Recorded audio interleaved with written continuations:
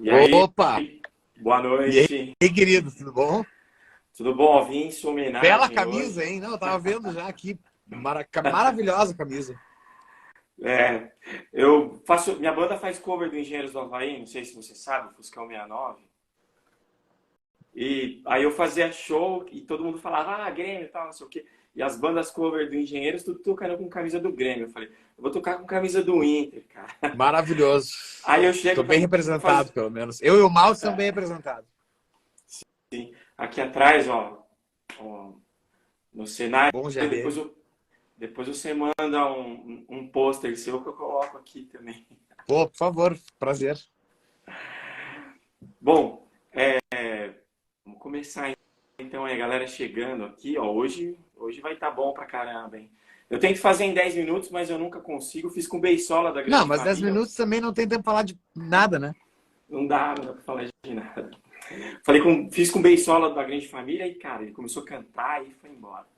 Bom, é, queria primeiro agradecer, né, por você ter atendido a gente e começar a primeira pergunta, cara. Tipo, já falando de futebol, a sua imagem com os fãs de Engenheiros é tipo aquele jogador da base que subiu pro profissional, jogou pra caramba, foi pra Europa e todo mundo fica falando: volta, volta, volta. O que você sente isso também ou não? Cara, eu tava. Ontem eu tava no Vênus lá falando com as meninas sobre isso, assim. Como eu tinha saído da Fresno, tinha esse conflito geracional na época, né? E eu tocava baixo na Fresno também. No começo eu achei que ia ter um certo problema com os fãs dos engenheiros, mas acho que a partir do primeiro show, assim, tudo mudou, na real. E quem era fã do Humberto me viu ali como um fã que estava realizando um sonho, e que é verdade, né? Todo mundo sabe que é verdade. E realmente foi ali que eu me senti agora. Ali foi a minha Europa, na real, né? Na verdade não é hoje, mas o ir para a Europa foi ali. E foi uma época maravilhosa, porque eu era um cara que tocava música dos engenheiros na frente do espelho, me imaginando num palco quando eu era adolescente, tal, segurando guitarra e eu tocando junto e tal. Então, quando eu tive essa oportunidade de tocar com o Humberto, foi mais ou menos isso. Só que eu considero o Humberto a minha Europa, assim, né?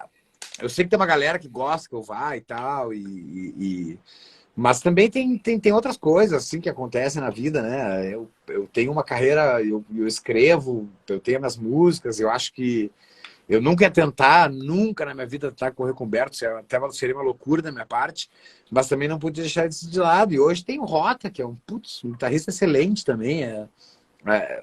De mal de guitarrista, o Humberto nunca tá, né? Então É, e o que importa, na verdade, e sempre falei isso também, quem importa naquele show é o Humberto. E eu acho que a banda hoje está super redonda também, assim. Mas claro que nada impede a gente um dia de voltar a tocar junto em outra coisa, mas sempre a gente está junto, né? No último disco eu acabei compondo música com ele, então a gente, de um jeito ou de outro, a gente está conectado. legal. É, sua primeira guitarra, que marca que foi?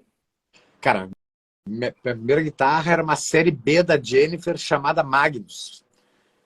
Depois até Caramba, vou eu tive postar uma uma. foto. Eu não tenho uma foto minha com ela, mas eu achei fotos na internet dessa guitarra um dia. Era uma guitarra tenebrosa, assim. Era impossível tocar nela, basicamente. Eu me lembro quando comecei a fazer aula, assim, era impossível estudar o mínimo, o mais básico possível, eu não conseguia estudar com ela. Era uma Magnus vermelha. Caramba. Os fãs de engenheiros, eles ovacionam porque os riffs do Augusto, principalmente, né, você tirou ali a risca, né? E colocando um timbre mais atualizado, assim.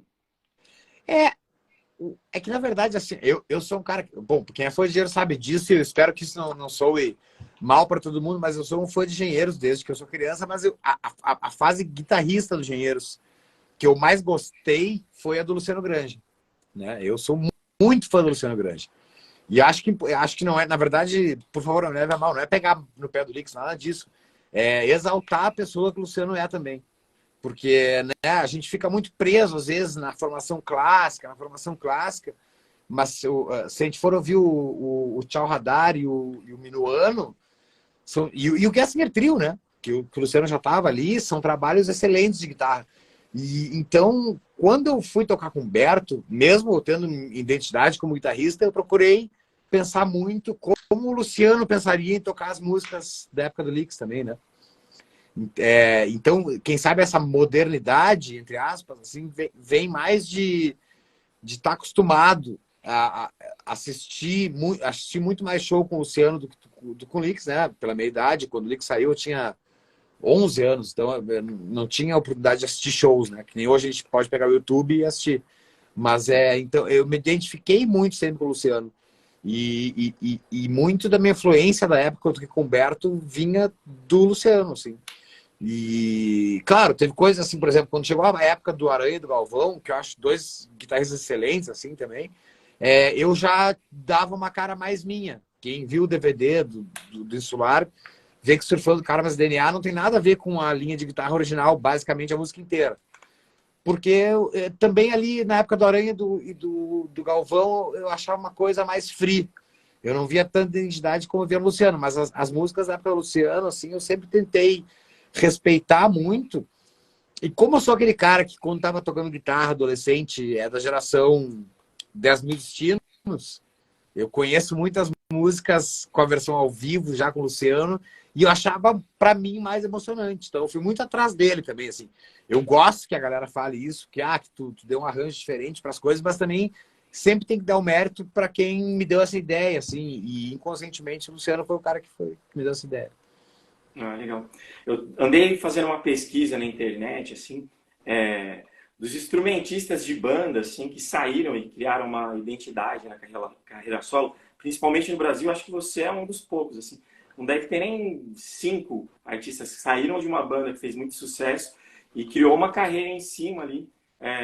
Você acha que administrar uma carreira é mais difícil do que estar numa banda? Ou é Cara, eu acho consequência do que trabalho? mentalmente, eu acho que não. Porque uma banda. Tava falando isso com um amigo meu agora antes do podcast, cara. A gente tava conversando aqui na frente da minha casa e tal, sobre bandas e tal. Né? Existem bandas como o Led Zeppelin, que todo mundo era genial, né? Na hora de compor e tal, cada um dava a sua ideia. E existem bandas que sempre tem que ter uma ou duas pessoas que vão direcionar aquilo.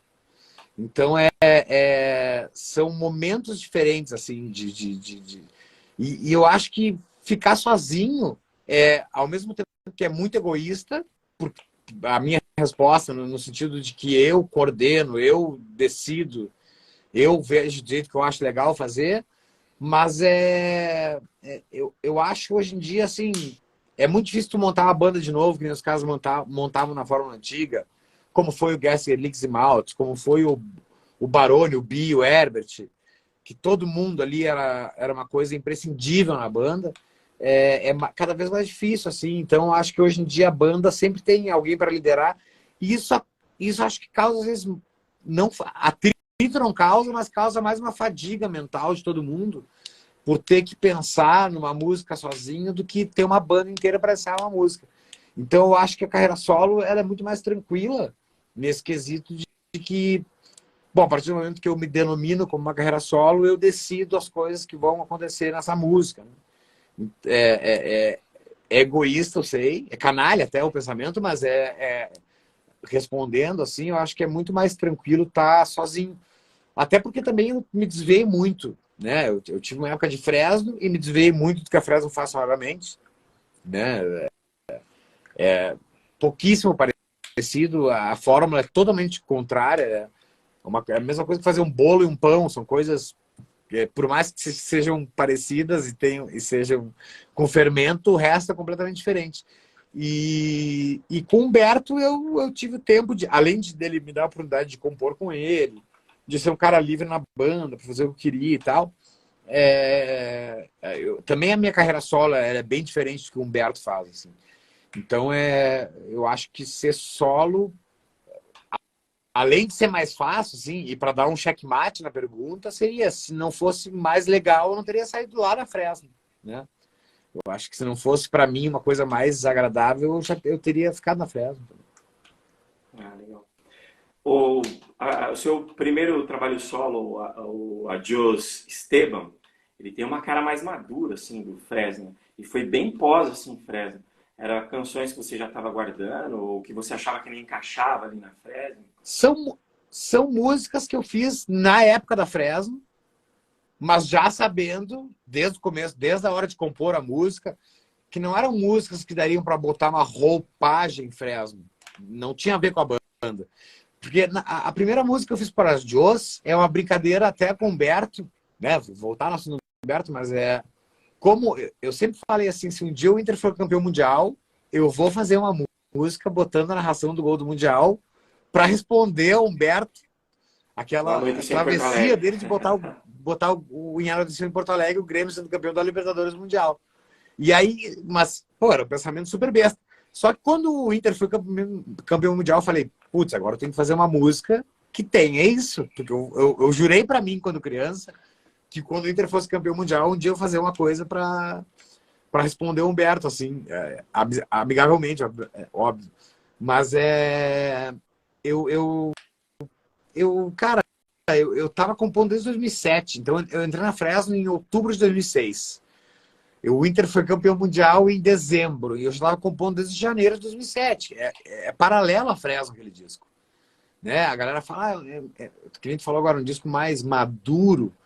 Não sei, porque a Fresno também era uma banda de rock, a fórmula era outra. Né? Eram dois guitarristas, um baixista, um baterista. Como era uma banda, ela tinha que responder sonoramente a expectativa de cada disco. Eu achava que fazer música sozinho era mais fácil, porque o Corte Sassola ele não tem necessariamente a necessidade de lançar um disco uniforme, porque ele é o compositor, ele pode pensar em vários tipos de músicas diferentes. Mas ela sempre andou junto. E quando a Jos foi lançado, coincidentemente, porque na verdade era para ser lançado antes, eu já tinha saído da Fresno, assim. Mas ele estava pronto bem antes. Foi um disco que eu acho que eu terminei de compor ele. As músicas que entraram na Jos, eu acho que eu terminei de compor no máximo em 2010. Ele só foi ser lançado em setembro de 2012. Né? Então, foram muitas músicas compostas em pouco tempo. Pouco tempo, mas não foi pouco tempo. Mas num período da minha vida, porque quando eu compus a música respondendo Humberto, eu me considerava o baixista da Fresno, então eu não queria lançar uma carreira paralela para atrapalhar tudo isso. E eu fui compor a segunda música 2 anos depois, só em 2009. Porque todas as composições que eu fazia pensando na Fresno. Afinal de contas, eu estava ali para isso. Só que em 2009 veio uma enxurrada de músicas que não tinham a ver com o que seria o caráter de cada disco da Fresno. E eu acabei fazendo o Adiós Esteban nesse tempo. Ah, legal. Quando eu falo em letras mais maduras, é que o Fresno abordava uma galera mais adolescente, né? E Sim, o sim. Não, Adios, na verdade, os dois falavam sobre traumas da vida da nossa idade que a gente estava naquela época, né? Isso é interessante dizer, porque a galera fala assim, putz, mas tu nunca vai fazer um disco que nem o Adios? Não, com certeza não, porque o que eu vivia em 2007, 2010 era outra coisa do que hoje, em 2023, cabelo branco e coisas assim, eu vivo. Então, os problemas... Eu sempre gostei de falar dos meus problemas, assim, né? Isso é notório que eu ouvo minhas músicas. Mas os meus problemas, eles eram outros. Era uma coisa... Eram problemas de um cara de 25 anos. Né? Hoje tem 40. São outras coisas que entram no jogo, na real. Então, quem sabe a maturidade na época só se diferencia. Eu acho que se diferencia quando as pessoas falam isso. E entendo o comentário, obviamente, mas se diferencia muito porque acho mais pela roupagem das músicas. Eu digo de produção musical, de quais instrumentos foram usados, de como as músicas são feitas, do que necessariamente a letra. Porque eu acho o Lucas um ótimo letrista e a gente falava sobre a mesma coisa na época. Né? A Fresno hoje fala sobre outras coisas também. Porque o pessoal, hoje o Lucas tem filho, o Vavo tem filho, as coisas mudaram na vida de todo mundo. Então a gente vai falando sobre outras coisas. A gente é muito... Se tem uma coisa na Fresno que nos une muito o fato de todo mundo na formação da Fresno sempre estar vivendo coisas parecidas para que isso fosse carregado nas músicas, assim. E quem sabe a roupagem que eu criei para as músicas do projeto chamado Esteban, que hoje virou meu nome, né? Mas era um projeto chamado Esteban, elas fossem mais palatáveis para quem tinha um certo preconceito geracional com o que era feito na época, assim. Né? As guitarras e tal, do jeito que eram usadas, o tipo de produção que veio, era anos 2000, então as coisas eram diferentes, assim, mas eu acho que se a Fresno tivesse 2022 e o Lucas tivesse hoje refeito aquelas músicas, seriam de outro jeito, assim. Depois do Adios Esteban, você fez o Smoker in Airplane.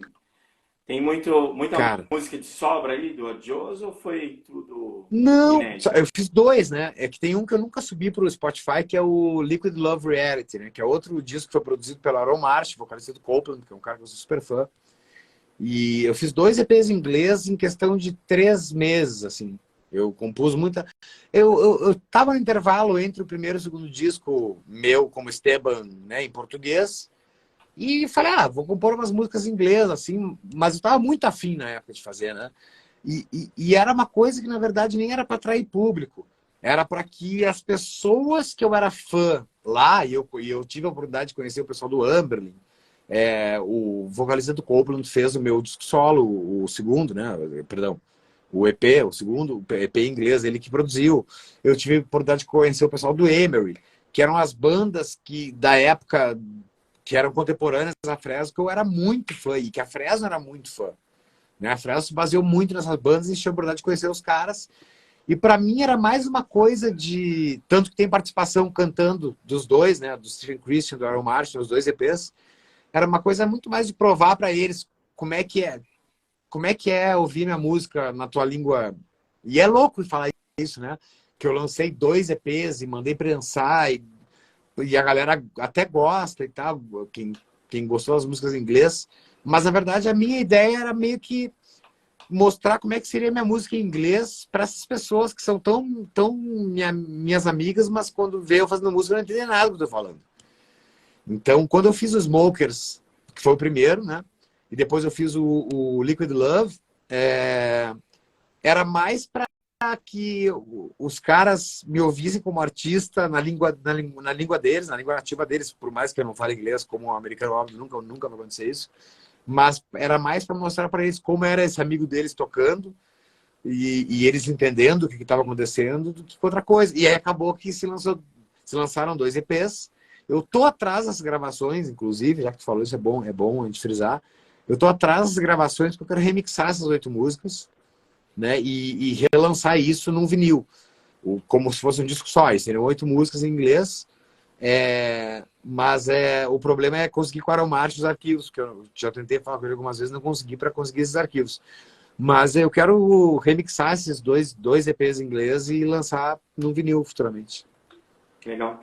E músicas da Abril, você pretende mexer, dar uma nova roupagem? Cara, eu acho que abriu.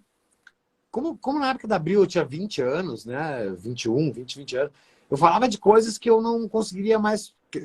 Exceto Sinto Muito Blues, que eu fiz na época da Abril, mas que não foi usada pela Abril e nem pelo Fresno. E eu acabei gravando solo, então eu tinha. Quando eu fiz Sinto Muito Blues, eu devia ter 17 anos, 18 anos. E que acabou sendo a música que o Humberto gravou comigo, né? É, Fora isso, eu não sei se eu ainda acho que as músicas da Abril conversam comigo hoje de 40 anos, né?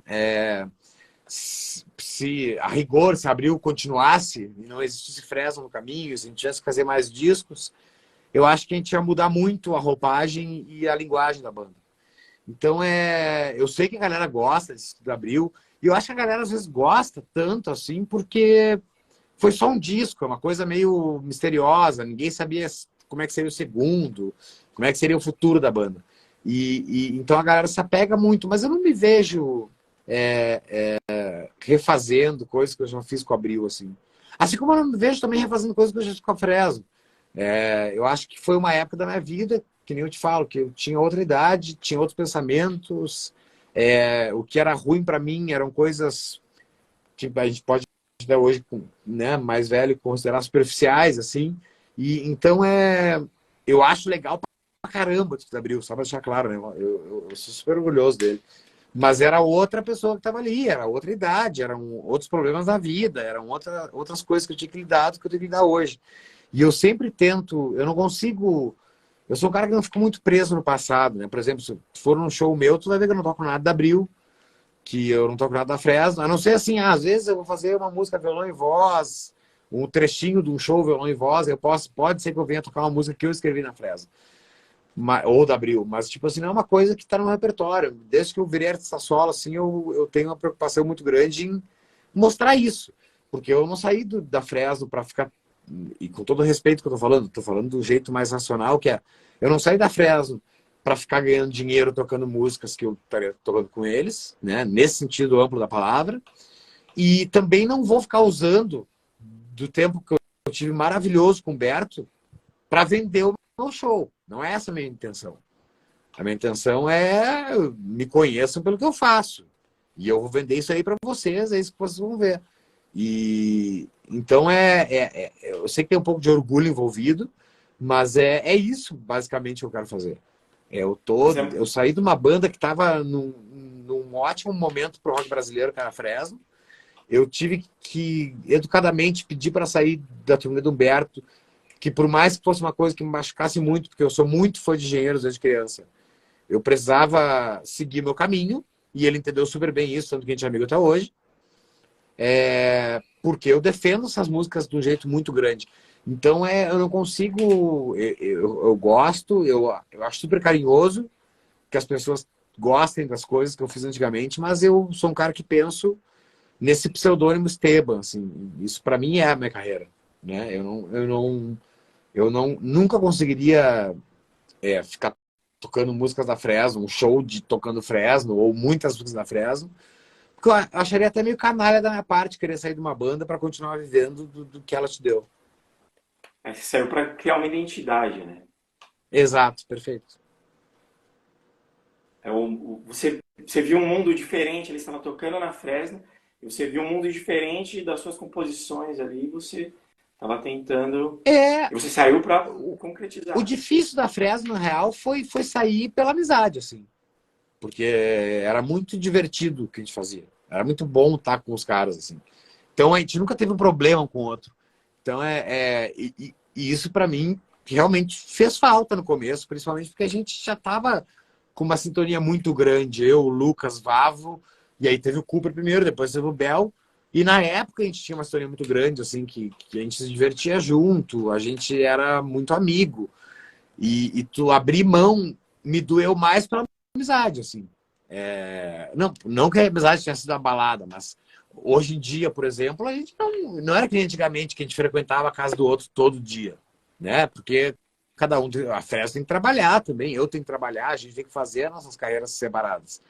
E isso aí foi para mim, pegou muito mais pesado do que musicalmente, porque musicalmente eu sabia que eu estava indo para outro lugar, né? Desde que eu saí da Fresno, eu nunca tentei fazer nada parecido com Fresno para me beneficiar do nome deles. Não é minha ideia, nunca foi.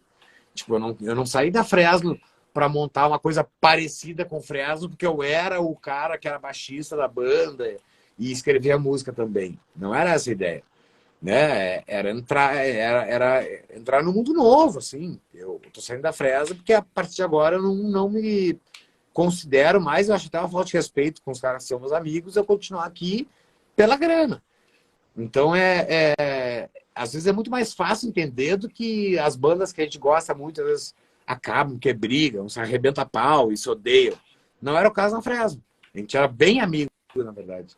E a gente se divertia muito junto, mas foi uma coisa muito pessoal minha. Pode se considerar egoísta por alguns, pode se considerar uma aposta por outros. Aí cada um tem o direito também de ver qual lado prefere ficar. Mas eu acho que para mim foi uma grande aposta de sair de uma banda que estava tudo certo para tentar uma vida que poderia dar completamente errado. E para mim é super certo o que eu estou fazendo hoje, assim. E sou super feliz que as pessoas me acompanham. Eu já vi muita gente sair de banda formada, como era a Fresno, e tentar coisas que acabaram não chamando a atenção de ninguém. Então eu me sinto feliz pela Fresno estar no patamar que está hoje em dia, que voltou a ser uma banda do cenário lá de cima. Porque depois teve aquele apagão na MTV, todas as bandas da nossa geração, não é que elas declinaram musicalmente, porque a Fresno só lançou material melhor. Deixar bem claro isso, a Fresno só foi melhorando, mas que não teve mais o espaço que tinha antigamente. Só que agora o Lucas, do Vavo, de uma maneira muito inteligente, conseguiram levantar isso de novo pelo talento que eles têm de compor, que o Lucas tem de compor. e fazer música, é um ótimo produtor. E a Fresno está de novo como notícia. Não que a Fresno tenha diminuído, nunca diminuiu.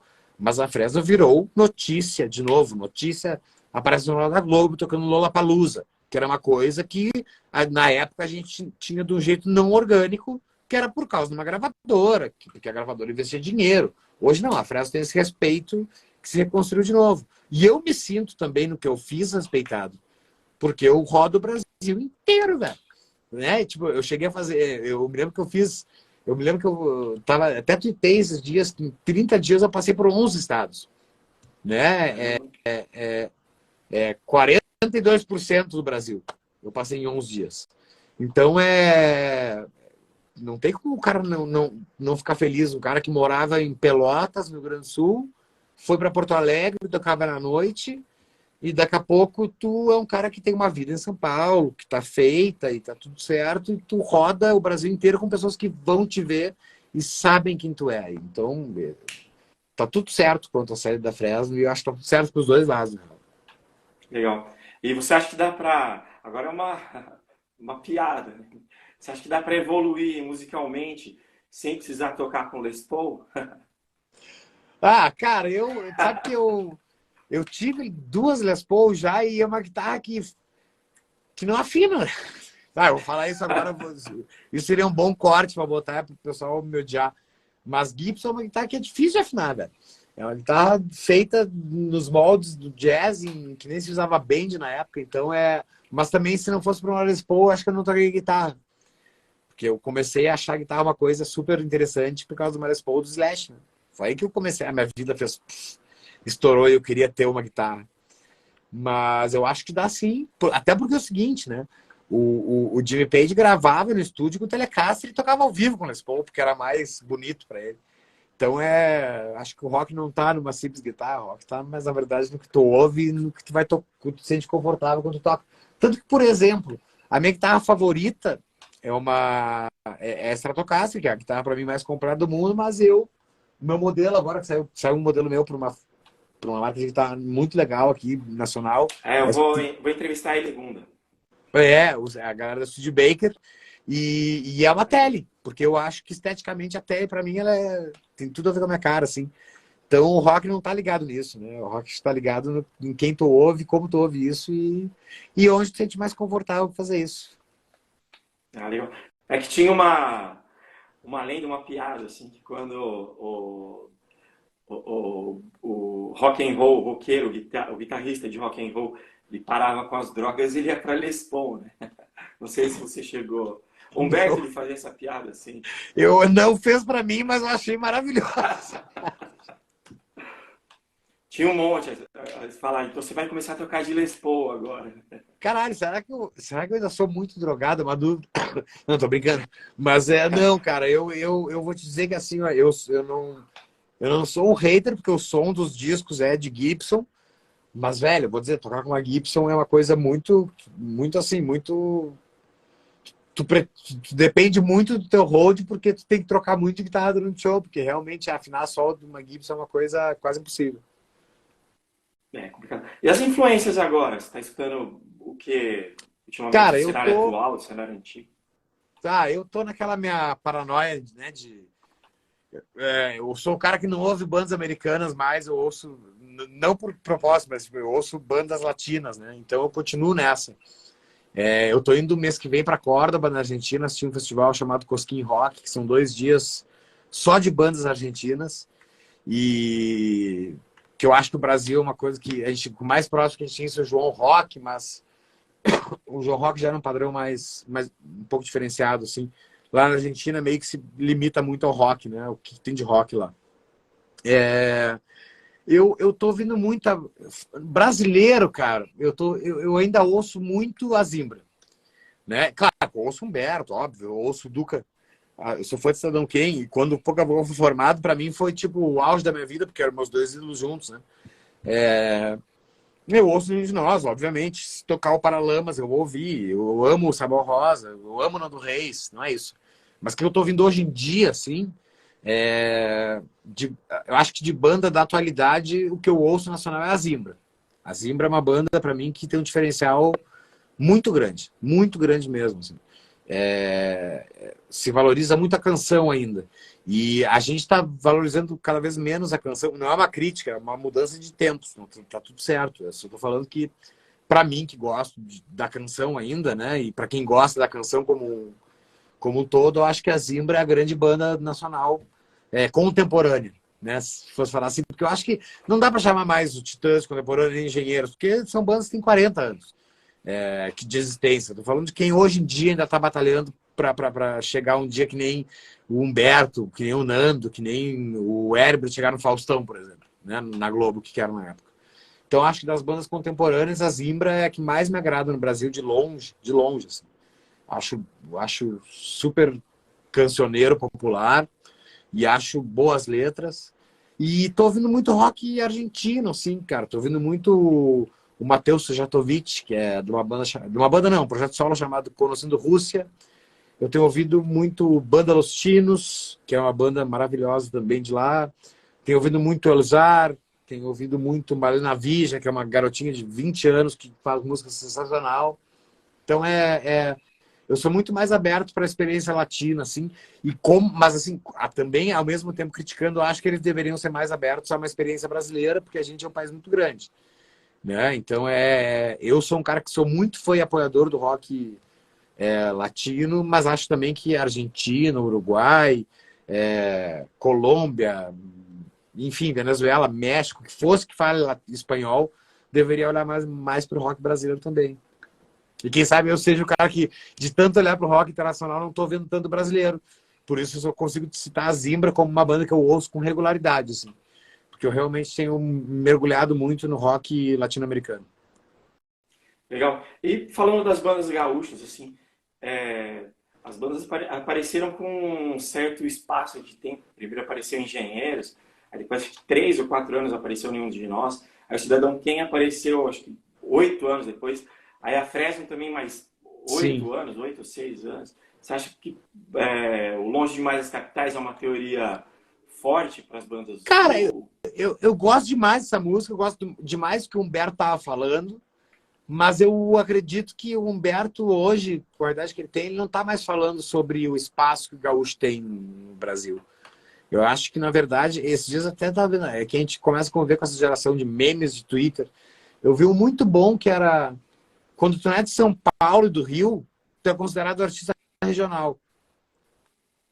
Né? Tipo, quando o cara faz sucesso em São Paulo e é paulista, ele é artista nacional. Quando o cara ele só vai para Minas Gerais, ou ele desce para o Rio Grande do Sul, Paraná, sei lá, ele já é artista regional. O Nordeste nem se fala ainda, porque ainda tem todo o preconceito no Nordeste que o brasileiro tem. Então,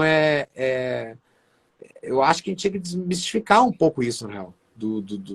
E tudo bem, eu concordo com o Humberto de uma maneira, mas, ao mesmo tempo, o Humberto foi o grande exponencial de que quem sai de Porto Alegre faz sucesso também. Como quem sai de qualquer lugar do Brasil. Porque a maior banda que tem de referência em Porto Alegre até hoje é Engenheiros do Havaí. Nenhuma banda, né, no Brasil que saiu de Porto Alegre foi maior que Engenheiros do Havaí. Não existe isso. Não existe nenhuma banda que tocasse em ginásio, em estádio no Rio Grande do Sul. Então, o Engenheiros do Havaí é o exponencial da música do Rio Grande do Sul. Então, ao mesmo tempo que ele criticava, né, o Longe Demais das Capitais, ele foi o cara que mais chegou perto de tudo isso. Né, que é a banda que até hoje é referência. Se falar Engenheiros do Havaí para uma pessoa de 70 anos e falar para uma de 15, beleza, sabem quem é. E isso que a Você banda acha que... acabou há 20 anos 2008, atrás, né? basicamente, assim, até 15, mas a banda mesmo de fazer discos novos acabou no Dançando Fogo Iluminado, né, de fazer músicas novas. Assim. E então eu acho engraçado que logo o cara que teve esse insight foi o cara que chegou mais longe, né? Mas eu acho que teve outras bandas também que conseguiram romper o Longe Mais Capitais. Eu acho que a Cachorro Grande foi uma delas. Cachorro Cachorro Grande, Grande, tinha esquecido. Cachorro Grande toca de Manaus a Porto Alegre. A Fresno toca de Manaus a Porto Alegre. Eu, na época do Humberto, cheguei a fazer alguns shows com nenhum de nós fora do Rio Grande do Sul, assim. Não sei realmente como é que funciona. Conheço até o Dante, que trabalha com nenhum, mas eu não sei como é que funciona o agenciamento de nós. Hoje em dia, assim, porque também, que nem eu te falei, depois que a gente começa a trabalhar e tocar, a gente não vê mais a gente de ninguém, a gente vê a nossa agenda, né? Pra saber como é que tá a vida, como é que vai ser. Mas acredito que é uma banda que tem ainda um espaço muito grande fora de lá. O que eu vejo, e eu critico, e muita gente me leva mal por isso, é que o Humberto é o único cara que tem direito, e isso eu já falei muitas vezes, o Humberto é o cara que tem direito de morar em Porto Alegre, porque ele é um cara tão conhecido que quem vai, conhecer, vai contratar um disco dele, não importa de onde ele vai sair, né?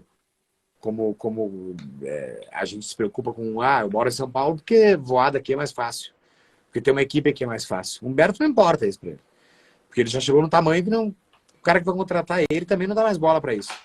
Agora, eu acho que faltou pro gaúcho, tanto que o Humberto, voltando, o Humberto morou 8 anos no Rio de Janeiro. Então, voltando a gaúcho, acho que o que faltou para a maioria das bandas gaúchas foi o que a Fresno fez e que a Cachorro Grande fizeram na mesma época. Porque a gente não deixa de ser contemporâneo. Até no passar trabalho, assim. Faltou para o resto dos gaúchos, assim, eu acho que foi o conforto que o Rio Grande do Sul te dá de uma maneira meio falsa, de que tu tem um público lá e tu vai fazer show todo fim de semana, vivendo só no estado, e faltou aquela ambição de dizer assim, pô, mas o Brasil é gigante, a gente fala o mesmo idioma, a gente vai ter que alugar um apartamento entre 5 pessoas em São Paulo e 2 vão ter que dormir na sala. Então, eu acho que se a gente fosse falar de criança, acho que o Leite com Nescau foi uma coisa que viciou muita banda no Rio Grande do Sul. E que se as bandas tivessem tido a coragem que a Fresno não teve na época, de vir para cá e morar todo mundo junto. Eu dormia numa cama de tatuagem, que um amigo meu deixou lá uma maca. Um não tinha colchão, o outro conseguia uma cama usada, e aí a gente ficava tudo no mesmo quarto e tinha que comer o que tivesse, por um tempo que não era tão horrível assim também, para conseguir o nosso objetivo a gente fez. E aí quando as bandas começam com esse sucesso meio falso na cabeça de que o Rio Grande do Sul ele te dá uma carreira inteira e tu não precisa sair de lá, acho que eles têm um pouco de preguiça de explorar o Brasil. E aí é uma crítica minha, Rock Gaúcho, é minha, eu tô falando do meu nome, mas eu acho que faltou essa coisa de, vamos alugar um apartamento em São Paulo entre 5 pessoas, se fuder um bom tempo, mas em busca de alguma coisa que seja maior do que só ficar no estado. E aí eu acho que esse mérito a Fresno e a Cachorro Grande também tiveram. Fora o Humberto, claro que o Humberto é o maior de todos, óbvio, mas eu acho que eu vi a Cachorro Grande aqui passar por momentos ruins no começo, como a gente, como Fresno, passamos por momentos horríveis no começo também, mas que com a idade que a gente tinha, com o sonho que a gente tinha, eles eram irrelevantes. Né? Você acha que o Nenhum de Nós não manteve o sucesso mega nacional, assim, que nem o Engenheiros? Você acha que regionalizou muito o som? Por que você acha que não... Cara, sabe que tem um podcast que eu gosto muito, que é o Clê. Eu não sei se você já assistiu o podcast do Clay e tal. Ele já conversou com bastante gente daí. Ele conversa com gente da indústria musical e tal. E ele tem uma teoria que eu não concordo. A galera falou que o de nós insistiu muito no acordeon. Cara, ao mesmo tempo que o Chico Sainz, que é uma pessoa que hoje é falecida há 26 anos, e insistiu no maracatu e até hoje é respeitadíssimo, né? Ele não saiu nenhum trabalho inédito com o Chico Sainz, porque infelizmente ele vai falecer. Mas a Nação Zumbi continua gigante no mundo inteiro, não é só no Brasil, porque insistiu também no maracatu, que é uma coisa que se fosse falar que se fosse por bairrismo, não seria isso.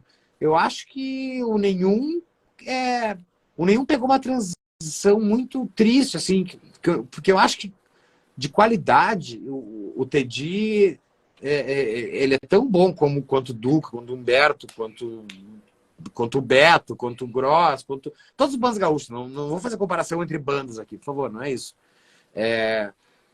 Só que eu acho que eles pegaram uma transição também de moeda, que é uma coisa que dá perdão de perdoar, uma cidade tu tem? Eu, 41. Tá, 41? 41. Eu tenho 40. Então a gente é da mesma geração.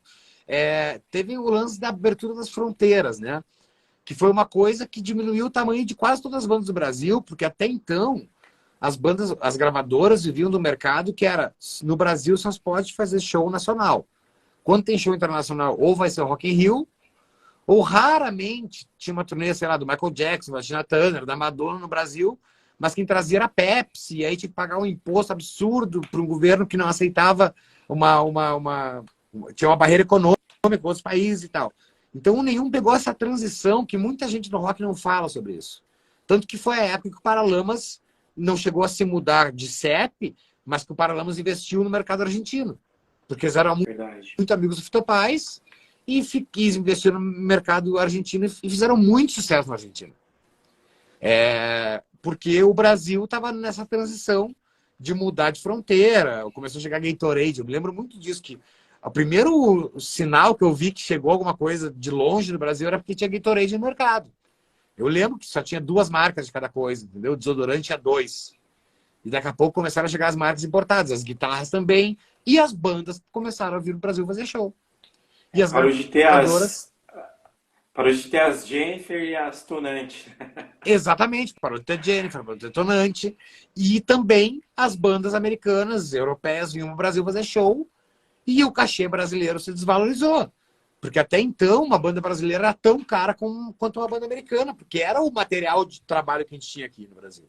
Então, o Paralamas tocava em estádio, o Engenheiros tocava no Gigantinho em Porto Alegre, que é o ginásio do Inter, né? Era uma coisa gigante sempre. Porque as pessoas precisavam de entretenimento, e o entretenimento que tinha era brasileiro. E o União de Nós, ele cresce muito nessa época de abertura de fronteiras, em que o União de Nós era para estar tocando no Gigantinho, e tocando em estádio, porque foi uma banda que vendeu platina, ou quase vendeu platina, com o disco do Camila Camila. E os outros discos são ótimos também, são maravilhosos. Então, mas a gravadora já estava começando a desenhar outro modelo de mercado, né?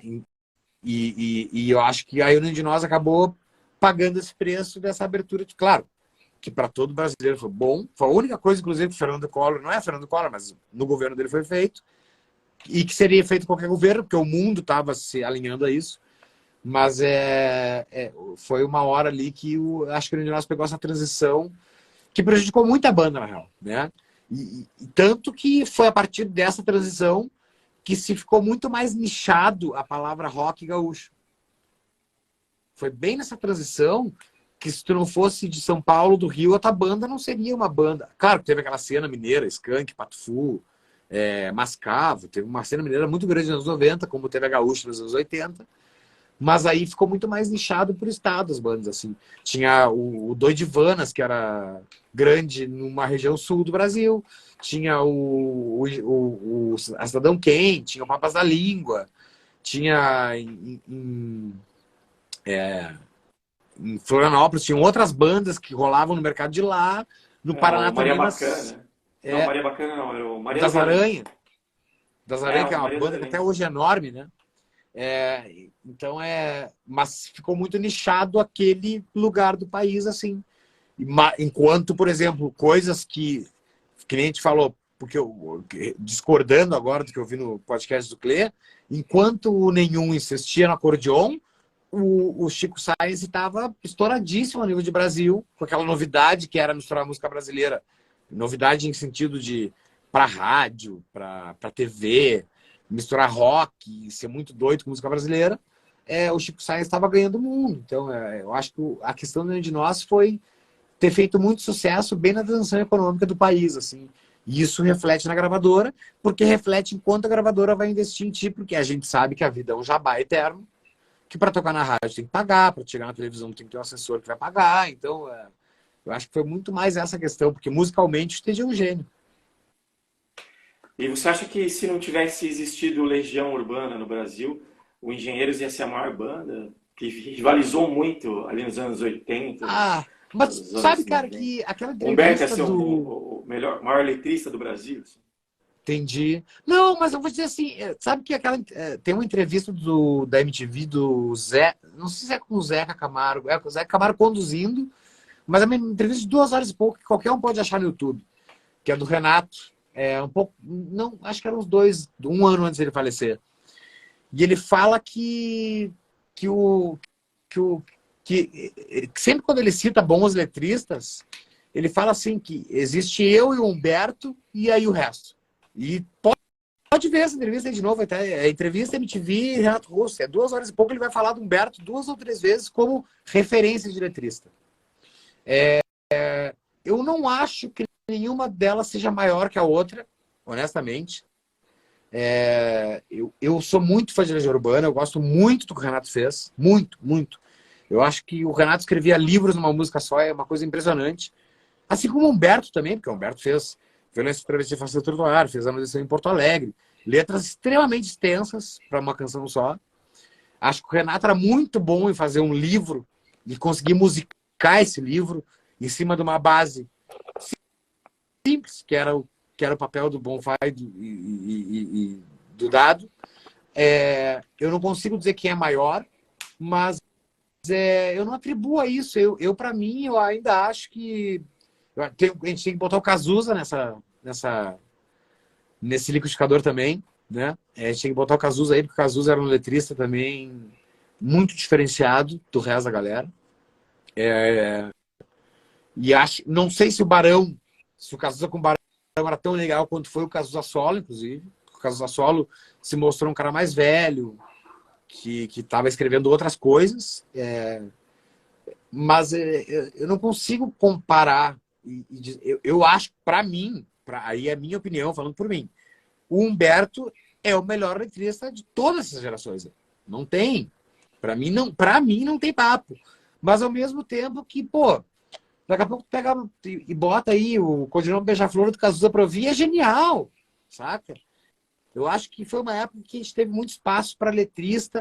E outra, as questões da vida daquela juventude, que era Humberto, Cazuza, Renato, eram diferentes dessa geração minha, né? Nossa, que temos 40, 41 anos.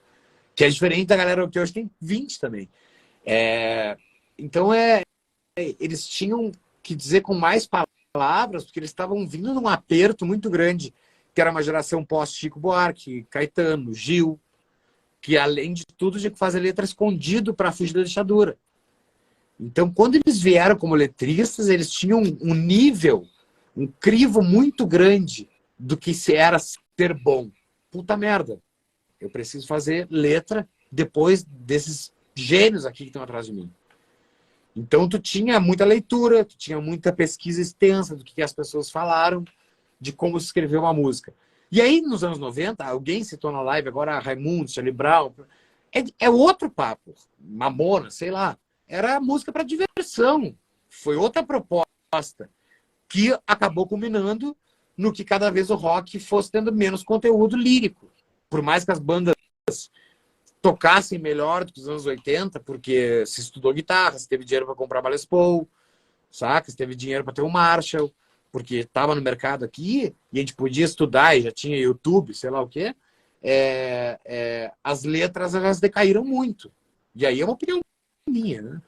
Eu também acho que música não é só letra, eu acho que música é diversão pra caramba, é ritmo, se for divertido tá tudo certo, mas responder de um jeito tão longo a tua pergunta, o Humberto pra mim o mais legal de todos, é o que eu mais ouço. Mas como Pra eu mim falei, também. quando eu ouço Codinome Eternamente. Beija-Flor, quando eu ouço Vento no Litoral, eu fico louco. São compositores também daquela época que era o que tinha de melhor no Brasil.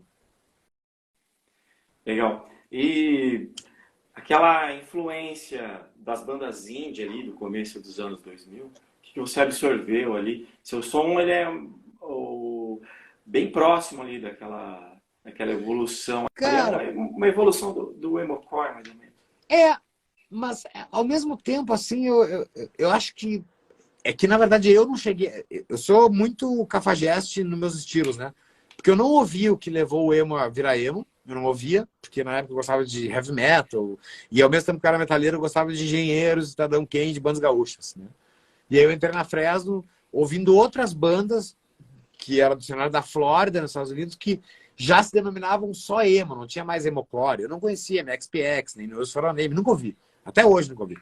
Então eu não cheguei a vir do hardcore, assim. Assim como a minha música, eu não cheguei a ouvir as bandas indie que a galera conhecia, assim, sei lá. Enfim, eu me lembro que quando eu vim para São Paulo, que o que se chamava de indie... Pode até ser que o indie tenha sido criado lá no Oasis, lá atrás, mas eu também é uma banda que eu conheço 2 ou 3 músicas. Tinha o The Killers, os Kaiser Chiefs, The Hives, enfim, coisas que eram consideradas Incubus. indies na época, né? Incubus, Incubus também. eu não cheguei a ouvir. Mas eu acho que vem muito isso, na verdade, e aí acaba aparecendo muito, porque a gente tem essa proximidade que o rock and roll é uma coisa muito uniforme, que a minha carreira solo ela foi muito baseada já em bandas do rock latino, né? Por isso eu apresento acordeon em muitas coisas, não só pelo acordeon, mas porque as bandas de rock latino também elas têm o lance do bandoneon, né? Embora o acordeon não seja o instrumento mais usado lá.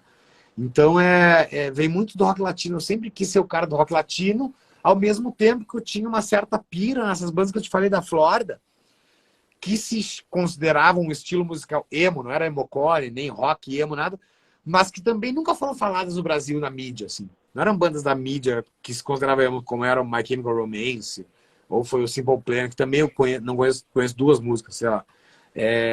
Ou Paramore, enfim. Eram bandas que já estavam saindo para outro lugar, que estava muito próximo do indie, que se conhecia como indie, assim. Mas eu acho que o indie, na verdade, ele só trocou de nome com um espaço que a gente tinha antigamente que se chamava pop rock. Que hoje em dia, se tu vai tentar botar uma música no Spotify, tu procurar o gênero pop rock, ele nem existe mais. Né? Que eu me lembro que essa banda do que é? De pop rock, a gente falava, ok, entendi. E eu acho que essa palavra foi só substituída pelo indie. Assim. Eu não vejo diferença no que a gente considerava pop rock, que era o Oasis nos anos 90, para mim era pop rock, pronto.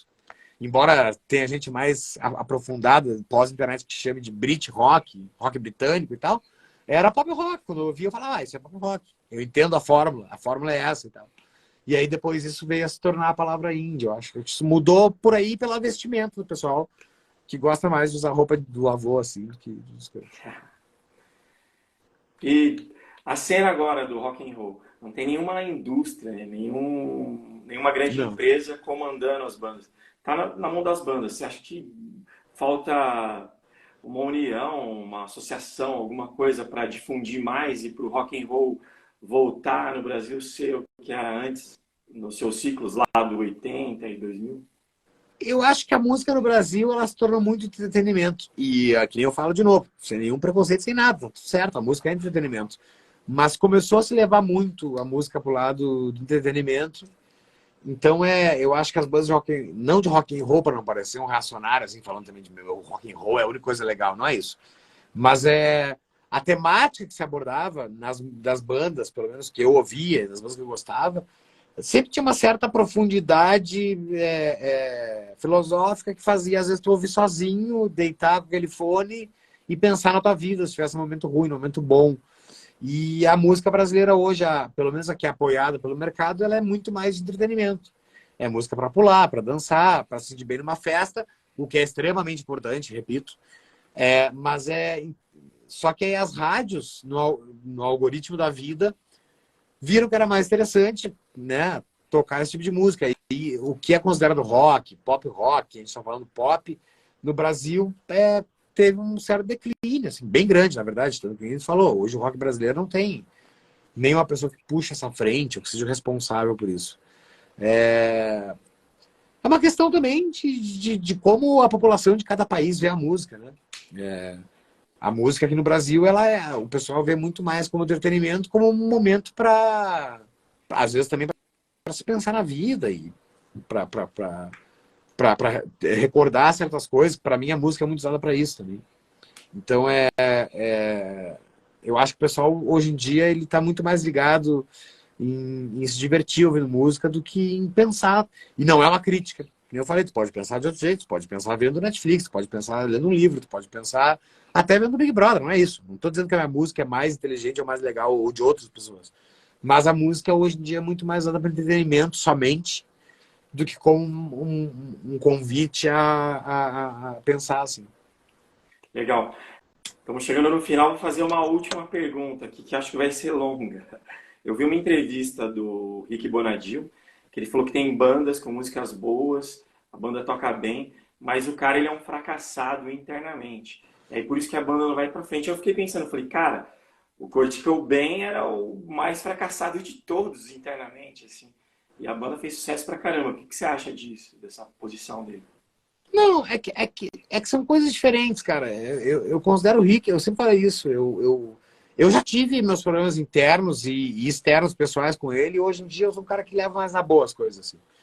Eu acho que ele é um grande empresário do show business. É diferente do pop. Do pop que eu digo. Claro que o Nirvana foi a coisa mais pop que teve no rock. Porque virou popular, né? Na palavra popular, o pop de popular. Mas eu acho que se o Rick Bonadio visse o Nirvana, ele não ia achar tanta graça como quem achou na época, entendeu? Quem sabe ele nem teria investido o que foi investido no Nirvana para o Nirvana virar o que virou. Eu acho ele um bom empresário. Eu acho que ele, se ele se propor a fazer o que ele quer, ele é um cara que tem imagem, contato, ele é um ótimo vendedor de produto bom. Eu não posso dizer que...